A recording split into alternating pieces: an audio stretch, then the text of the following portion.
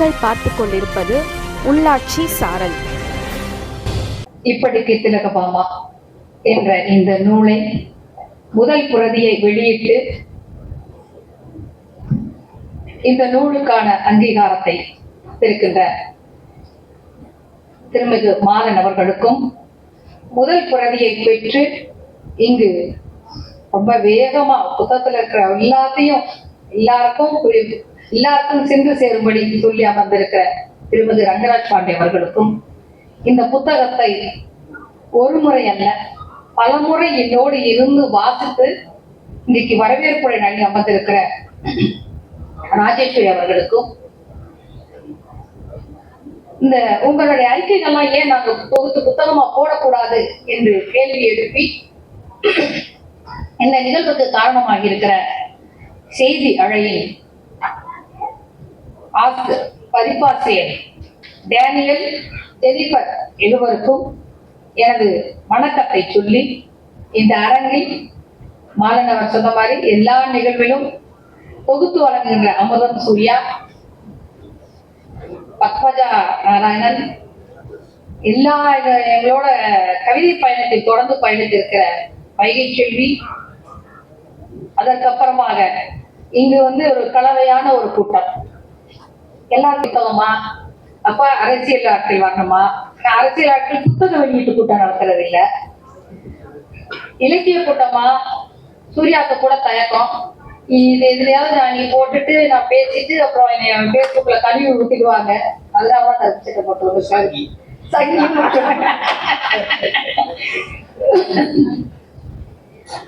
அப்படின்னு. அடுத்து அப்ப இந்த இடைவெளி திரையில தொடர்ந்து எல்லா அமைப்புகளோடும் இந்த அரசியல் வாழ்வு பயணிக்க கிடைத்திருக்கிற வகையாக இன்றைக்கு தூய்மை பணியாளர்களின் போராட்டத்தை முன்னெடுத்த தோழர் ஜே குமார் அவர்கள் இங்கு வந்திருக்கிறார். தமிழ்நாடு நாடார் சங்கத்தின் நிர்வாகிகள் வந்திருக்கிறார்கள். சுதேசி அருண் அவர்கள் இங்க வர்த்தகர் சங்கத்தை சார்ந்த அவர் வந்திருக்கிறார். இன்னும் சொல்ல போனால்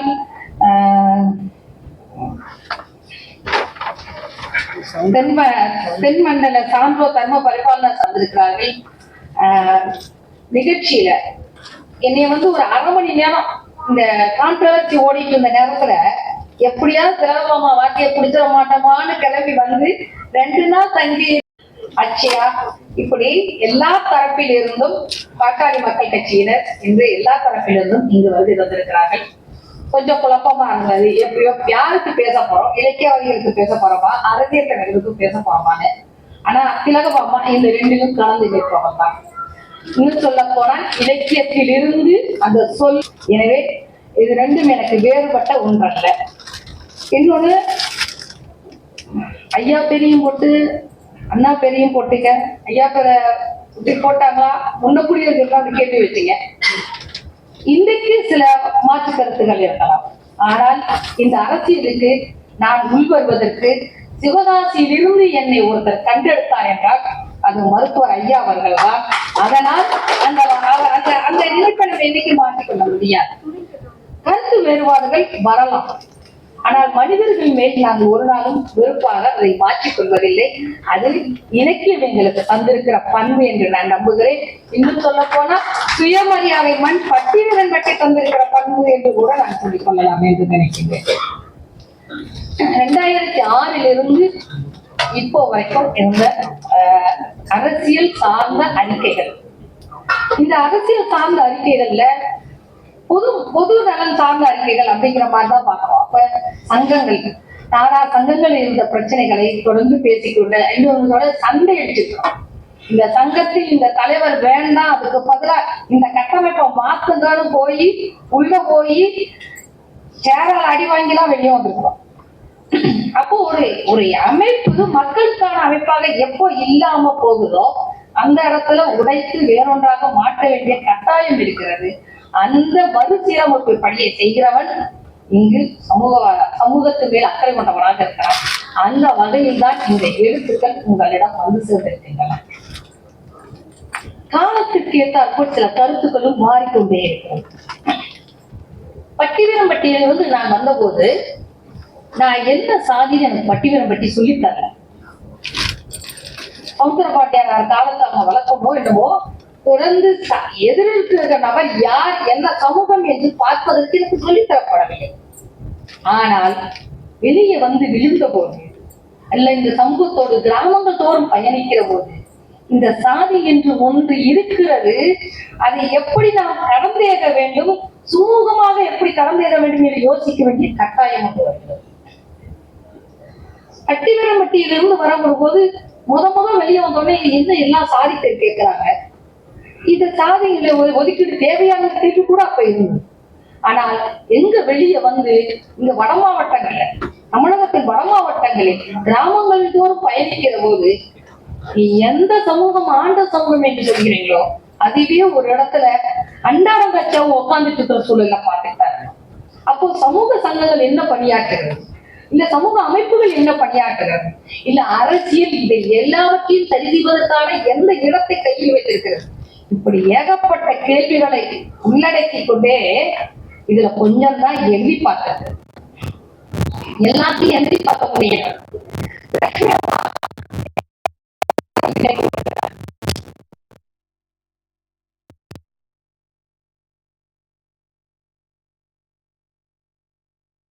அவர்களுக்கும் எனக்கும் 50 வருஷ இடைவெளி.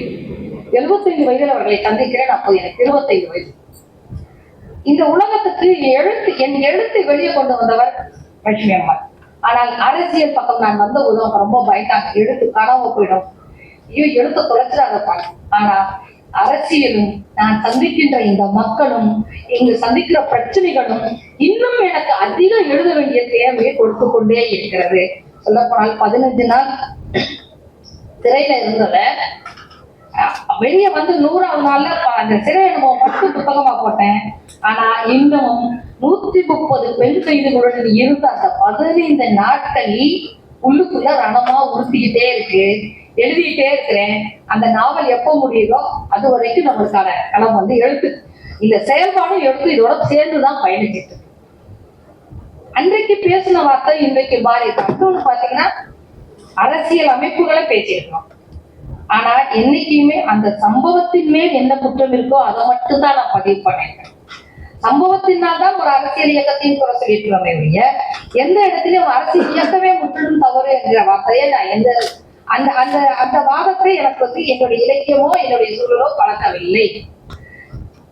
அதனால அதிமுகவா சரி, பாஜகவா சரி, அன்றைக்கு அந்த சம்பவங்களின் மேல நம்ம குற்றச்சாட்டை வைக்கிறோம்.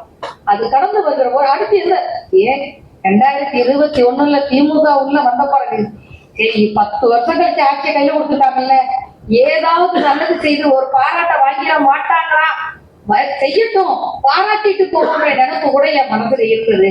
ஆனா இன்னைக்கு அது எதுவுமே இல்லாம தொடர்ச்சி தூக்கி வச்சிருக்கிறாங்க. இன்னைக்கு இந்த பதிவுகள் அத்தனையும் சொல் வந்து ஏதாவது ஒரு வகையில வினையாற்றியே ஆக வேண்டும். அது ஆற்றலைனா அந்த சொல் பயனில்லாத சொல்லா மாறிடும். இன்னும் சொல்ல போனா இலவசங்களா ஏமாற்றுகள் என்ற கட்டுரைய நான் வந்து அப்ப பத்திரிகைகள்லாம் வேகமா வாங்கி போட்டேன். தமிழ் மனம் வெப்பேஜ் வந்தது. நீங்க இப்ப முகநூல் கூட எல்லாரும் எழுதுறாங்க. ஆனா முத இணையங்கள்ல எழுதுறது வந்து அரிதா இருந்த நேரத்துல இந்த கட்டுரை வந்த பிறகுதான் விலையில்லாத வார்த்தையை அரசு மாத்துச்சு. அது எனக்கு ஆத்தென்டிக்கேட்டா பதிவு பண்றதுக்கு இல்லைனாலும் எனக்கு அந்த சந்தர்ப்பத்தை நல்லா தெரியும். இலவசமா ஏமாற்றுகள் கட்டுரை வந்த பிறகுதான் விலையில்லாதன்ற வார்த்தையை மாத்துறாங்க. அப்போ ஒரு சொல் வினையாற்று, ஒரு சொல் அரசியலா மாறு. பள்ளியறைங்கிற வார்த்தைய தூங்க போற இடமாக ஒருத்தரால் சொல்ல முடியுது, விழுத்திருக்கிற இடமாக ஒருத்தரால சொல்ல முடியுது.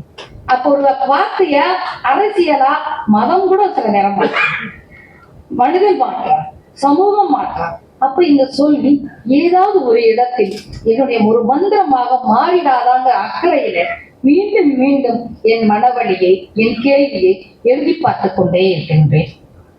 இன்னும் சொல்ல போனாங்க இங்க இருக்கிற எல்லா அரசியலும் எனக்கு ஒரு அந்நியமான அரசியல் தான். நான் பல நேரம் அதற்கு நான் பொருத்தமானவளா என்ற கேள்வி கூட இருக்கிறது. காரணம் இந்த அடிக்கடி உச்சரிக்கிற வார்த்தை நேர்மை. நீங்க நேர்மையா ஒண்ணு இல்ல, நீங்க ஒருத்தர் வீட்டுக்கு போயிட்டு சாப்பிட்டீங்களான்னு கேட்டாங்கன்னா நலம் பயக்கும் என்று நம்பி சொல்லுறோம். அப்படியான ஒரு நிலைமையை தான் நம்ம கையில வச்சிருக்கோம். இன்னைக்கு ஏன் வரலைன்னா நீங்க உண்மையிலேயே பல பேர் வர முடியாத காரணம் இருக்குன்னா உங்க கூட்டத்துக்கு வந்தா எனக்கு பணி டிரான்ஸ்பர் ஆயிடும்ங்கிற பயத்தோட இப்படி எல்லாம் இருக்கு. அப்போ என்னுடைய புத்தகத்தை ஒரு பதிப்பாசிரியர் 10 பிரதி எல்லாம் சரிபார்த்து கொண்டு வந்து கொடுத்த பிறகு இல்ல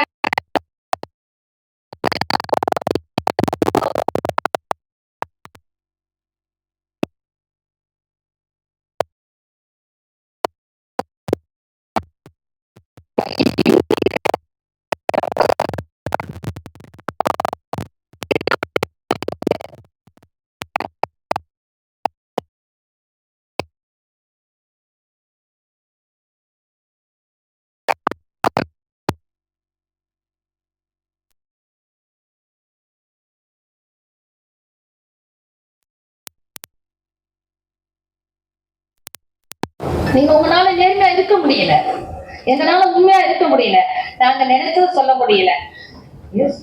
நானும் கூட தவறுகள் செய்யலாம், எல்லோரும் மனிதன் தவறுகள் செய்யலாம். ஆனா தவறுக்குள்ளேயே நான் நின்று கொண்டிருப்பேனா இல்ல.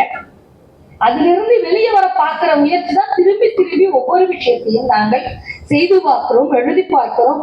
ஆனால் இன்னும் நம்மளால் இந்த அரசியலை எவ்வளவு விளக்கமா பேசினாலும் நாம நினைச்சதாக மாற்ற முடியும். ஏன் அறிவு சார்ந்த இடங்களில் கூட இன்றைக்கு போலித்தனங்களும் பொய்மைகளும் குடியேறிவிட்டன. ஆசிரியர் பணிக்கு நாங்கள் லட்சங்கள் கொடுத்துதான் உள்ளே போய் உட்கார வேண்டி இருக்கிறது. அப்புறம் எப்படி அந்த ஆசிரியர் என் பிள்ளைக்கு விழுமியங்களை சொல்லிக் கொடுப்பார்? அப்போ என்னுடைய தலைமுறை நானே பல நேரம் தனித்து விடப்பட்டதாகத்தான் உணர்கிறேன். அந்த தனித்து விட்டப்பட்ட இடத்திலிருந்து யாரையாவது கூட்டு சேர்த்துக் கொள்ள மாட்டோமா? எங்கேயாவது ஒவ்வொரு இடத்திலிருந்தும் நம் உணர்வோடு பொருந்து போகிற ஒரு நிலை கிடைக்காதா என்ற உணர்வுதான் மீண்டும் மீண்டும் பிரச்சனைகளை எழுதி பார்க்க வைக்கிறது. இல்லை என்றால் நீங்க சொல்லுவதும் பேசலாம், போராடலாம், அல்லது டிபேட்ல பேசிட்டு சேனல்ல நிறைய நம்ம முகம் இருந்தது சந்தோஷப்பட்டு போயிடலாம். ஆனா அது போதுமானதாக இல்லை. எனக்கு என் சொல் ஏதாவது ஒரு நிலத்தில் விழுந்து ஒரு வினையாக மாற வேண்டும். அது சங்கங்களில் இருந்து தொடங்கலாம், சாதி சங்கங்களில் இருந்து கூட தொடங்கலாம். இன்னைக்கு சாதி சங்கங்கள் உண்மையிலேயே நமக்கு என்ன செய்யணுங்கிறது தெரிஞ்சிருக்கானா? மரம் போறோம், ஒரு மரம் போட்டோ எடுக்கிறோம், முகநூல்ல போட்ட பிறகு அந்த மரம் நம்மளுக்கு அப்படிலாம் நம்ம மரம் நாட்டதை மட்டும் செய்தியா உண்மையா செய்திருந்தோம்னா இன்னைக்கு தமிழ்நாடு காடா இருந்திருக்கோம். எல்லோரும் சமூக அக்கறையோடு இருக்கிறோம் என்பது காட்டிக்கொள்ள விரும்புகிறோம். உண்மையாக இருப்பதற்கு சில சந்தர்ப்பங்கள் மட்டுமே நமக்கு வாய்க்கிறது. இந்த மது விடுவதற்கு எதிராக போராடி 15 நாள் சிறை சென்ற போது 5 மணி வரைக்கும் உள்ள வச்சிருந்து விட்டுருவாங்கன்னு நம்ம இதை விட்டுருவாங்கன்னு எல்லாரும் சொல்றாங்க. எனக்கு அது தெரியாது. ஏன்னா நான் போனேன், எனக்கு சொன்னடி கேட்கல, கடையை மூடுறதுக்கு விட்டு வாங்கி வச்சிருக்கிறேன். அவன் திறக்கிறான், போலீஸ் காவல் இருக்கு. அங்க இருக்கிற பெண்களை பூரா பெண்களை அசிங்கமா வந்துட்டா வெளியே ஓடி போயிடுவாங்கன்னு சொல்லும் போதுதான் எனக்கு கோபம் வருது. அங்க இருக்கிற கல் எடுத்து அந்த கூட்ட கடையை உடைச்சு உள்ள எடுத்து தீ வச்சு கொளுத்திட்டு தான் வெளியே வரும். ஆனா 5 மணிக்கு உள்ள வந்த ஒவ்வொரு அரசியல்வாதிக்கும் முக்கிய நபர்களுக்கு எனக்கு சொன்னது, போராடுவது எப்படி என்று தெரிந்து கொள்ளாமல் வந்து விட்டீர்கள். என்னட்ட கேட்டுருந்தா சொல்லியிருக்கலாம். எப்படி நாங்க போராட போலீஸ்காரங்க சொல்லு போய் உட்காந்து போட்டோ எடுத்துட்டு பார்த்தா ட்ரெயின் பின்னாடி திரும்பி போயிட்டு ட்ரெயின் மதிய போராட்டம்.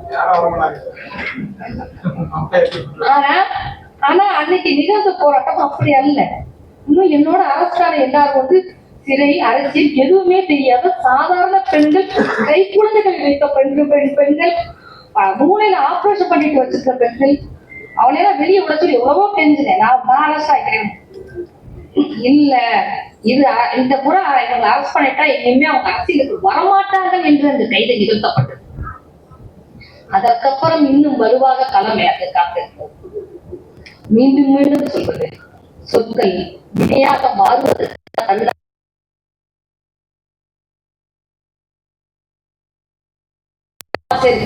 இந்த சமூகத்தை மாற்றுகிற முதல் நபராக நாம் இருக்க வேண்டும் என்று. ஆனால் எங்கேயோ ஒரு இடத்துல நடக்காது, அதுதான் பழைய காலம்னு சொல்லிட்டு உட்கார்ந்துட்டே இருக்கிறோம். மன ஓட்டத்தை மன இலையை ஒன்றுபடுத்தவும் மன ஓட்டத்தை பெருக்கவும் நாம் இங்கு தயாராக இல்லை. ஆனால் நான் இன்னமும் பிரயாசைப்பட்டுக் கொண்டே இருக்கேன். ஒவ்வொரு இடத்திலும் என் சொற்களை விதைத்துக் கொண்டே இருப்பதற்கு பழக்கப்படுகிறேன். அதனால் தான் எல்லா இடத்திலும் என்னால் போய் உட்கார முடிகிறது. கூட இப்ப கூட்டம் இருந்தா கட்சிக்காரங்களை மட்டும் வர சொல்லியிருந்தா இந்த அரங்கை நிரப்பி விட்டோம், பொருளாதார நிகழ்ச்சி என்று. ஆனால் இது விருப்பப்பட்டு வருகிற நபர்களாக அமைய வேண்டும் என்று தீர்மானிக்கிற போது நாம் திட்டமிட்ட விஷயங்களோடு செல்கின்றோம். இந்த புத்தகம் வெறும் பதிவு மட்டுமல்ல, வெறும் ஒன்று திரட்டல் மட்டுமல்ல. பொன்னம்மாளை போய் சந்தித்த போது கடைசியா அவங்க இறக்கிறதுக்கு 6 மாதம் அவங்களோட நான் பழகினேன். அவங்க பேச அவ்வளவு ரெக்கார்ட் பண்ணேன். ரொம்ப வருத்தமா இருந்தது. இவ்வளவு பெரிய ஆளுமையான பெண்ணை ஒரு சட்டமன்ற அவை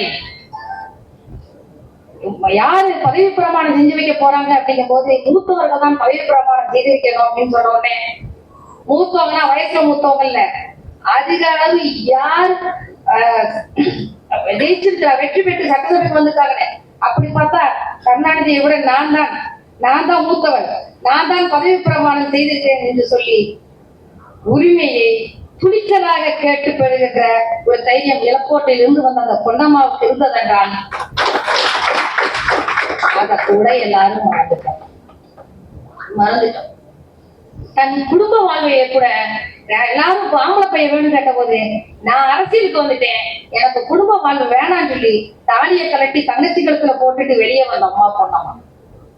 இன்னைக்கு வரைக்கும் காங்கிரஸ் இயக்கமும் மறந்து விட்டது, அந்த சமூகத்தை சேர்ந்தவர்களும் மறந்து விட்டார்கள். ஏன் அப்போ பயம் வந்து பதிவு எந்த விஷயம் செய்ததும் கூட வாழ்நாள ஒவ்வொரு விஷயத்தையும் எவ்வளவு மெனக்கட்டதையும் கூட போகிற போக்கில் இது சாதாரண விஷயமாக அழித்து எழுதிவிட்டு போய்விடுவார்கள்.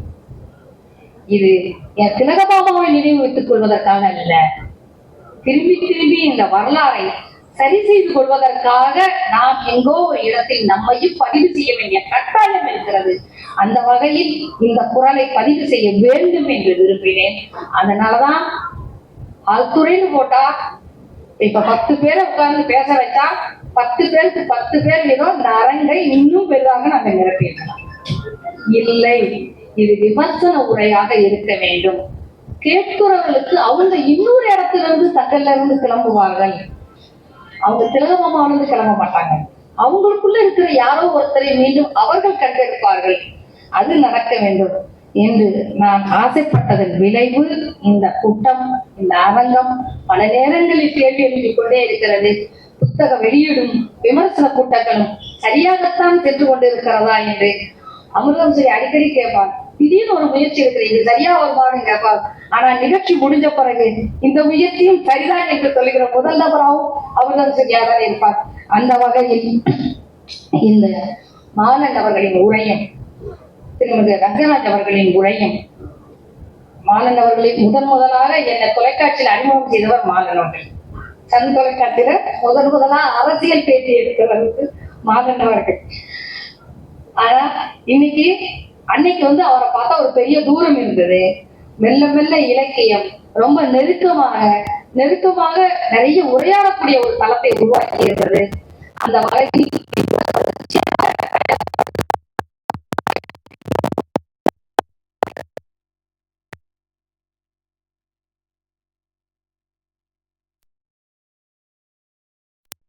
பாண்டே அவர்களை எனக்கு அரசியல் எல்லாரும் பேச கேட்டுருவோம். ஆனா கம்பராமாயணத்துல அரசியல் கூட்டி பற்றி ஒரு உரையை நான் கேட்டேன். உண்மையில எந்த நேரத்திலையும் எந்த விஷயத்தையும் இன்னொருத்தரோட பொருத்தி போறதுக்கான வாய்ப்புகள் இருக்கும். அதை சரியா பொருத்த தெரியும். அந்த பேச்சு எனக்கு ஒரு ஆர்வத்தை கொடுத்தது. அவர் இந்த புத்தகத்தை விமர்சனம் செய்தார் எப்படி இருக்கும் என்று. அந்த வகையில் அவருடைய இந்த விமர்சன உரைக்கும் எனது மனமார்ந்த நன்றியை இந்த தருணத்தில் தெரிவித்துக் கொள்கிறேன். இந்த புத்தக வெளியீட்டுக்கு இந்த பின்னாடி இருந்து நிறைய வேலை பார்த்திருக்கிறாங்கல்ல, இந்த அட்டை படத்தை கோபமா இருக்குங்கிறதுனால ஒரு பத்திரிகையை பேட்டி எடுத்த போது எடுத்த புகைப்படம், இந்த அட்டை படத்தை தயாரித்து கொடுத்தவர் குமார் அவர்கள் சேர்ந்தவர். அவரும் குடும்பத்தினரும் வந்திருக்கிறார்கள். அது மட்டுமல்லாமல் என்னுடைய நிறுவனத்தை சேர்ந்த அத்தனை நபர்கள் நீங்க வந்திருக்கிறார்கள்.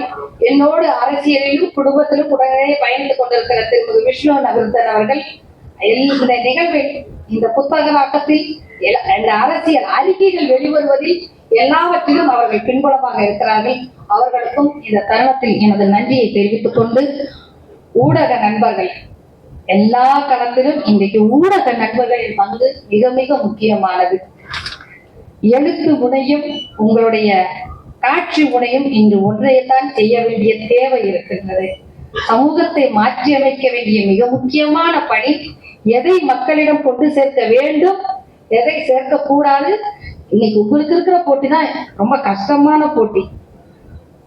யாரு எதை முந்தி தருவது, ஒரே வாக்கியத்தை எத்தனை விதமா அவங்க போட்டு ட்ரோல்ல கொண்டு வருவது, இதுலதான் உங்களுடைய போட்டி ஓடிக்கொண்டிருக்கிறது. ஆனால் அதையெல்லாம் தாண்டி ஆத்மார்த்தமாக ஒரு ஊடகவியலாளராக நீங்கள் ஆற்ற வேண்டிய பணி இந்த சமூகத்துக்கு மிக முக்கியமாக காத்திருக்கிறது. தமிழகத்தின் அத்தனை திசைகளிலிருந்தும் போராடி கொண்டிருக்கிறார்கள் மக்கள் எல்லா சிக்கல்களிலும். நிறைய பேருக்கு இந்த சிக்கலை சொல்லலாமா வேண்டாமான்னு கூட தெரியாம போராடி கொண்டிருக்கிறார்கள். அதை சரியாக கொண்டு சேர்க்கிற பணியை எங்களோடு இணைந்து நீங்கள் செய்ய வேண்டும் என்ற இந்த தருணத்தை கேட்டுக்கொண்டு, அத்துணை பேருக்கும் மனமார்ந்த நன்றியை இந்த தருணத்தில் தெரிவித்துக் கொள்கின்றேன். யாரையேனும் பெயர் குறிப்பிடாமல் சொல்லாமல் விட்டிருந்தாலும் என் உள்ளமார்ந்த நன்றியை இந்த தருணத்தில் எல்லோருக்கும் காணிக்கையாக்குகிறேன். நன்றி, வணக்கம்.